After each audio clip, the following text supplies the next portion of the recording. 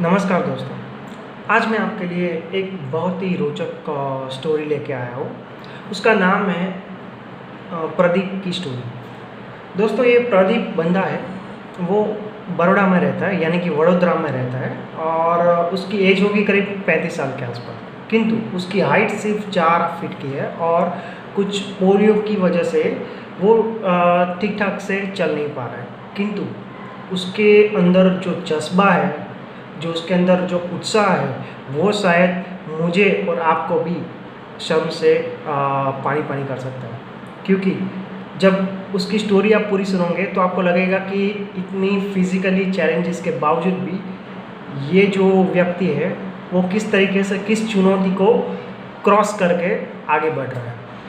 तो ये जो बंदा है, वो बंदा प्रदीप करके जो बंदा है, वो व्यक्ति बेसिकली राजस्थान के कोई छोटे से गांव से रहने वाला है। और वो करीब 15 से 17 सालों से बड़ौदा में, यानी कि वडोदरा में पुस्तक बेच के अपनी रोजी रोटी कमा रहा है। पुस्तक यानी कि जो सेकंड हैंड पायरेटेड पुस्तक होता है, ठीक है, वो सड़क किनारे पर बैठ के वो पुस्तक बेचता है और उसमें से जो पैसा मिलता है वो खुद का गुजारा करता है, और जो बचे हुए पैसे को वो अपने गांव भिजवाता है अपने फैमिली को सपोर्ट करने के लिए। अब वो हर रोज़ कम से कम 300 से 500 रुपये कमाता है, ठीक है। तो वो पुस्तक का जो उसको जिस प्रकार से शौक़ है, वो देखकर आसपास के लोग भी उसको सैल्यूट करते हैं। और वो वडोदरा के वो सैफ्रॉन सर्कल करके एक बहुत फेमस एरिया है, वहाँ पर वो फुटपाथ पर बैठता है। अगर आप कभी भी वडोदरा जाते हैं और अगर आपका कभी सैफ्रॉन सर्कल पर जाने का काम होता है तो कृपया उसकी जो फुटपाथ पर जो दुकान है वो ज़रूर उसको आप विज़िट कीजिएगा। क्योंकि उसको देखकर आपको लगेगा कि ज़िंदगी में आपने कभी भी इसके जैसा हिम्मत वाला और कभी हार न मानने वाला बंदा नहीं देखा है। तो हुआ यूँ कि वो जो बंदा है, उसकी स्टोरी यहाँ से शुरू होती है कि फेस पर से ही ऐसा है कि किसी को उसको मिलने का मन नहीं हो रहा, क्योंकि एकदम है छोटा सा 4 फुट का, और वो उसकी आवाज़ भी बहुत पतली है। शायद हो सकता है कि पोलियो या फिर कुछ बीमारी की वजह से उसकी जो स्वर पेटी है वो बैठ गई हो और उसमें से ज़्यादा आवाज़ नहीं निकल रहा था। किंतु उसका जो जज्बा है और उसका जो बुक्स रीडिंग का नॉलेज है, वो करीब करीब आपको आपके आँख में पानी ला के रख देगा। क्योंकि कहानी ऐसी है कि ये जो बंदा है उसके पास करीब करीब 500 से ज़्यादा बुक्स पड़ी रहती है, और वो जो बुक्स है वो बेचता भी है और खुद पढ़ता भी है। यस, और उसने अपनी जो जितनी कलेक्शन है बुक की, सब की सब बुकें पढ़ी है। जी हाँ, रिपीट करता हूँ, वो सब की सब बुकें उसने पढ़ी है। और इतनी सारी इन्फॉर्मेशन रखता है कि अगर कोई बंदा उसके वहाँ एक बुक लेने के लिए जाता है, स्टोरी बुक, नॉवल बुक या किसी भी, तो वो उसको उसके इंटरेस्ट के रेलेवेंट बहुत सारी बुक्स उसको पिरसता है। यानी कि उसको ऑफ़र करता है कि आप ये बुक लो तो इस बुक से आपको ज़्यादा अच्छा लगेगा, ये बुक की स्टोरी बहुत अच्छी है, जैसे कि पाउलो जेफरी आर्चर वगैरह वगैरह सब। तो हुआ यूँ कि एक बार उसके गांव में एक उसके रिलेटिव का लड़का था, वो 20 साल का था और उसकी पढ़ाई ख़त्म हो चुकी, किंतु उसके माँ बाप नहीं थे। फिर ये बंदे ने क्या किया कि वो लड़के को अपने वहाँ वडोदरा में बुलाया, जहाँ वो एक छोटी सी ओड़ी में रहता था, छोटे से रूम में रहता था, वो भी बाड़े के रूम थे। और वो खाने में क्या खाता था, सिर्फ जो आलू और प्याज थी उसकी सब्जी बनाता था और 2 रोटी खाता था। अपने घर पे फ्री टाइम में भी वो बुक्स रीडिंग करता रहता था, और बुक्स रीडिंग से वो इतना सारा खुद को मोटिवेट करता रहता था और दूसरे को भी बहुत अच्छा लगता था कि जो अपने नॉलेज का वो शेयर करता था। किंतु बात यहाँ पे आती है कि जब किसी का चेहरा बदसूरत हो और जब कोई उसके पास आने तक भी सोच ना पाए, तब क्या होता है, वो पूरी लाइफ ऐसा महसूस करता है कि मैं एकदम अकेला हूँ इस दुनिया में। तो ये जो प्रदीप है, उसने 17 सालों तक ऐसा ही उसने फील किया था, किंतु कभी भी उसने हार नहीं मानी है। तो हुआ यूँ कि वो उसके रिलेटिव का जो लड़का था उसको उसने बड़ौदा बुलाया और अपनी रूम में उसको रहने के लिए जगह दिया, और उसको गवर्नमेंट एग्ज़ाम की पढ़ाई करने के लिए उसको दिल्ली भेजा। अब उसके पास तो बहुत सारे पैसे नहीं थे, तो उसने क्या किया कि वो जहाँ रोड पर अपने बुक्स बेचने के लिए बैठता था, ठीक रोड के सामने की ओर एक बैंक ऑफ बड़ौदा थी, और वहाँ पे उसके ब्रांच मैनेजर हर रोज़ उसको देखते रहते थे कि ये बंदा पिछले 17 सालों से यहाँ पर बैठकर बुक्स बेचता है। तो उसको भी उसके प्रति बहुत सहानुभूति थी। तो वो बंदा जो प्रदीप था, एक बार बैंक में गया और उसके बैंक के पास से 30,000 की लोन के लिए एप्लीकेशन किया। अब हुआ यूँ कि बैंक मैनेजर को लगा कि ये बंदा 30,000 रुपये कभी मुझे वापस नहीं दे सकता है। फिर भी उसने ऐसे मानवता के दौरान पर उसको 30,000 की लोन दी। तब प्रदीप ने क्या किया कि वो जो 30,000 था उसमें से और अपने कुछ पैसे और ऐड करके वो अपने रिलेटिव के जो लड़का था उसको दिल्ली में भेजा सरकारी परीक्षा की तैयारी करवाने के लिए, और वहाँ पे उसने तैयारी की और तन मन धन से तैयारी की। फिर उसके बाद हुआ यूँ कि कोरोना काल आ गया, और उसके बाद उसने जो लड़का था उसने एग्ज़ाम की तैयारी भी की, एग्ज़ाम दे भी दी, उसका रिज़ल्ट नहीं आया था।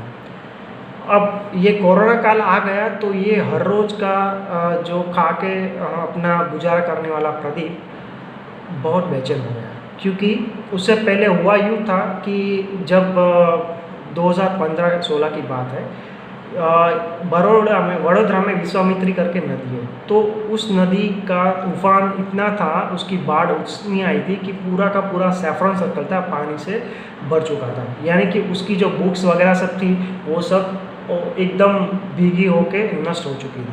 मतलब वो जिसमें से खाता था पीता था, वो सब का सब नष्ट हो चुका था। अब उसके पास अपना गुजारा करने के लिए कुछ भी नहीं था। फिर भी वो हमेशा की तरह भगवान ने मुझे जो दिया है उसमें से मैं आगे बढ़ूँगा, ऐसी फीलिंग्स के साथ वो हमेशा आगे बढ़ता था। अब हुआ यूँ कि 4 से 5 दिन तक उसको उस बाढ़ में खाना तक नहीं मिला। किसी सामने वाले अगर उसको खाना देते थे तो उससे वो खा लेता था और आगे कुछ नहीं कर पाता था। तब एक बंदा है जिग्नेश करके, वो उसने देखा कि ये जो प्रदीप है वो अभी आ नहीं रहा है बुक बेचने के लिए, और उसका जो शॉप था फुटपाथ पर वो पूरा का पूरा बह चुका है विश्वामित्र के पानी में। तो ऐसा हुआ कि उसने अपने पॉकेट्स में से और पैसा निकाल कर उसको फ़ोन करने की कोशिश की, किंतु वो कभी मिला नहीं, और उसका मोबाइल नंबर भी बंद आ रहा था। तो उसने ऐसा किया कि बहुत सारे वहाँ पे MS यूनिवर्सिटी बहुत फेमस है, तो वहाँ पे जो लोग थे, स्टूडेंट्स थे, उसको पता चला, तो वो लोगों ने सभी ने पैसा इकट्ठा करके उसको 30,000 के पुस्तक जो सेकेंड हैंड पुस्तक ला के उसका धंधा शुरू कर दिया। तो वो इससे एकदम उसको नया किक स्टार्ट मिल गया। अब सोचिए कि जो हर रोज़ का पुस्तक बेचता है उसमें से हार्डली 200 से 500 रुपया कमा लेता है, उसकी हालत क्या होती है जब पूरे के पूरे जो पुस्तक थे वो पानी में चले गए, कुछ नहीं। उसके पास ऊपर आकाश था और नीचे ज़मीन थी, रहने के लिए छत नहीं था, खाने के लिए भोजन नहीं था। तो इस तरीके से उसने गुजारा किया, और उसके जो स्टूडेंट्स थे, उसके जो सेलर थे, मतलब बायर थे, जो लोग उससे पुस्तक खरीदते थे, उन्होंने सभी ने पैसा इकट्ठा करके उसको एक पुस्तक सेकेंड हैंड पुस्तक के लिए एक सेटअप ला के दिया। तो उसमें से वो फिर से आगे बढ़ा। अब हुआ यूँ कि ये कोरोना काल में उसकी हालत बहुत ख़राब हो गई थी, क्योंकि यहाँ से वो वडोदरा में रहता था, जब से वो अपने घर गया था तब से वहाँ पे एक लॉकडाउन लग गया था, तो कभी भी वो बाहर जा नहीं सकता था, कहीं बाहर आ नहीं सकता था। और इसकी वजह से हुआ यूँ कि वो पूरी तरीके से मेंटली डाउन हो चुका था, क्योंकि हम लोग तो हमारी फैमिली होती है तो उसके साथ हम बातचीत करके भी हम अपना जो है इमोशनल सपोर्ट, इमोशनल नीड को हम पूरी कर सकते हैं। किंतु ये बंदे का क्या है, ये अकेला रहता था, कभी कभी उसको आलू भी खाने के लिए नहीं मिलता था। जी हाँ, हम लोग तो रोटी सब्जी वगैरह सब खाते हैं, ये प्रदीप बंदे को आलू भी खाने के लिए नहीं मिला था, और हफ्ते में 6 दिन वो भूखा रहा था। तब वो अंदर से इतना टूट चुका था कि फुट फुट कर रोने लगा, और कहा कि मैंने आज तक मेरी ज़िंदगी में 35 साल में मैंने जो भी पढ़ा, जो भी समझा, वो सब बेकार है, क्योंकि कुछ भी काम में नहीं आया। क्यों? क्योंकि 6 दिन तक वो भूखा रहा था। ये उसकी कहानी सुनकर बहुत सारे लोगों के आंखों में आंसू आ गए कि हम लोग तो ऐसा बताते थे कि लॉकडाउन में हम बाहर नहीं जा सकते, बहुत बोरिंग फील हो रहा है, खाना तो मिल रहा है, वो बेसिक नेसेसिटी को हम अंडर एस्टिमेट करते थे। किंतु प्रदीप का क्या है, उसको खाने का एक निवाला भी नहीं मिलता था। क्यों? उसकी आगे पीछे बड़ौदा में कोई फैमिली नहीं थी, उसको खाना ऑफ़र करने वाला भी कोई नहीं था। किंतु जब बिना खाने की एक रोड किनारे पर जब बैठा था, तब एक पुलिस वाले की नज़र उस पर गई। तो पुलिस वाले ने हमदर्दी दिखाते हुए उसको खाना ऑफ़र किया। और फिर जब पता चला कि इसने 6 दिन से कुछ नहीं खाया है, तो हर रोज़ पुलिस की वाहन वहाँ पर आके उसको खाना ऑफ़र करने लगी। फिर तब जाके उसके जान में जान आई कि हाँ, मैं अभी ज़िंदा हूँ। अब उसका जो एक बेस्ट फ्रेंड था, जितेश करके, तो वो बंदा बैंगलोर में रहता था। उसने भी प्रदीप को कांटेक्ट करने की बहुत कोशिश की, किंतु उसका मोबाइल भी स्विच ऑफ आ रहा था, तो आगे कुछ कांटेक्ट नहीं कर पाया। फिर हुआ यूँ कि जैसे जैसे थोड़ा नॉर्मल हुआ, तो वो बंदा बेंगलोर से बड़ौदा में आया अपने घर पर, और ये प्रदीप से मिलने के लिए गया। तो प्रदीप ने अपनी पूरी जो ये संघर्षमय कहानी थी लॉकडाउन में, वो उसको बताई। ये देखकर जितेश की आंखों में आंसू आ गए, क्योंकि ये जो एक बंदा, एक व्यक्ति है जो अपनी पूरी लाइफ में हमेशा एकदम जिंदा दिली से जीने वाला व्यक्ति, जब समय की मार पड़ती है तो किस तरीके से बेचार एकदम लावारिस और हेल्पलेस हो जाता है, जिसकी कोई मदद नहीं करता। तो इस तरीके से उसने अपनी जो जीवन की संघर्षपूर्ण कहानी थी वो जितेश को बताई। जितेश को ये सुनकर बहुत ही दुख हुआ, किंतु एक बात की खुशी भी थी कि वो अपने पैरों पर फिर से खड़ा हो गया था। तब जितेश ने पूछा कि आपके साथ वो एक लड़का रहता था, एग्ज़ाम की प्रिपरेशन के लिए आया था, उसका क्या हुआ? तो ये प्रदीप ने बताया कि वो लड़का जो था उसको गवर्नमेंट जॉब लग गई है। जी हाँ, उसको गवर्नमेंट जॉब लग गई है और वो बहुत अच्छी तरीके से अभी कमा रहा है। तो ये सुनकर बहुत खुशी हुई जितेश को कि कम से कम उसको जिसने सपोर्ट किया, जिसके लिए उसने लोन ली थी, वो आगे बढ़कर एक सक्सेसफुल उसको जॉब मिल गई, क्योंकि वो भी अनाथ था, उसको भी आगे पीछे कोई नहीं था। और जब वो लड़के ने प्रदीप से पूछा कि आप ये सब पैसे, इतने सारे पैसे लाए कहाँ से, जो आपने मुझे सपोर्ट किए पढ़ाने के लिए दिल्ली भेजा, उसमें करीब 50 से 80 हज़ार रुपये के आसपास खर्च हुए थे। तब उसने बोला कि कुछ नहीं, मेरे पास पैसे जो थे वो बुक्स बेच कर आए थे। हालांकि वो झूठ था, उसके पास कुछ भी पैसे ज़्यादा नहीं थे। 30 हज़ार रुपये की उसने लोन लिया था और बाकी के पैसे भी इधर उधर करके सिर्फ उसको पढ़ाने के लिए इकट्ठा करके उसको दिए थे। और उसको वो लड़के को ये बोला कि मेरे पास बहुत सारे पैसे थे। मतलब कि किसी को हेल्प करने के लिए अपने पास जो भी है उसको लाके उसको दे दिया, उसके लिए लोन भी उठा लिया और धीरे धीरे वो लोन उसने भरपाई भी कर दी। तो वो जो मैनेजर था, बैंक ऑफ बड़ौदा का मैनेजर, उसकी आंखों में भी पानी आ गया कि ये जो इंसान है किस तरीके का इंसान है, दूसरों की भलाई के लिए खुद को एकदम छोटा समझता है और सामने वाले को उस बात का एहसास भी नहीं होता है कि उसने किस तरीके से मेरे पास से, मतलब बैंक ऑफ बड़ौदा में से लोन लिया, उसको सपोर्ट किया फाइनेंशियली और उसको बोलता है कि मेरे पास तो बहुत सारे पैसे हैं।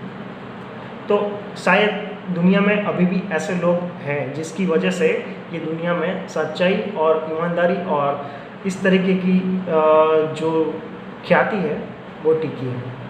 तो दोस्तों, आपको अगर आपके आसपास में भी कोई ऐसा व्यक्ति दिखाई दे कि जिसको सही में मदद की ज़रूरत है, तो कृपया इस काल में ज़रूर उसको हेल्प कीजिएगा, क्योंकि कोई भी बंदा अगर सामने से ऐसा बोलता है कि मुझे हेल्प कीजिए, ऐसा बहुत सारे लोग बोल देते हैं। किंतु काफ़ी सारे लोग ऐसे होते हैं कि जो बोल नहीं पाते कि मुझे हेल्प की ज़रूरत है, और अंदर ही अंदर वो मतलब इस तरीके से कंफ्यूजन में रहते हैं कि मैं किस मुंह से उसके सामने हेल्प मांगूं। तो अगर आपको या आपके सर्कल में भी अगर ऐसे कोई लोग होते हैं कि जिसको सही में मदद की ज़रूरत है, तो कृपया उसको हेल्प कीजिएगा। और ये जो वास्तविक जो स्टोरी है, वास्तविक जीवन गाथा है, आपको कैसी लगी, कृपया कमेंट करके कमेंट बॉक्स में ज़रूर बताइएगा। धन्यवाद।